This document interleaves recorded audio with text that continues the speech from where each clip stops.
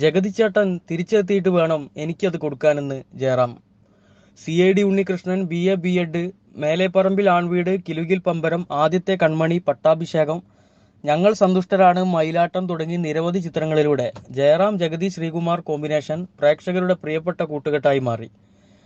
ഇതുവരെയും വെളിപ്പെടുത്താത്ത ആ രഹസ്യം ജയറാം തുറന്നു പറയുകയാണ്.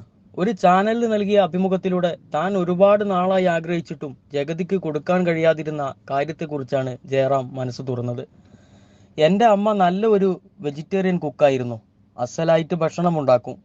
എൻ്റെ സുഹൃത്തുക്കൾ എപ്പോൾ വീട്ടിൽ വന്നാലും അമ്മ അസലായി ദോശയൊക്കെ ഉണ്ടാക്കി കൊടുക്കുമായിരുന്നു. ഇന്നേ വരെ എനിക്ക് വിഷമമുണ്ടാക്കിയിട്ടുള്ള കാര്യം ജഗതി ശ്രീകുമാരുമായി ബന്ധപ്പെട്ടതാണ്.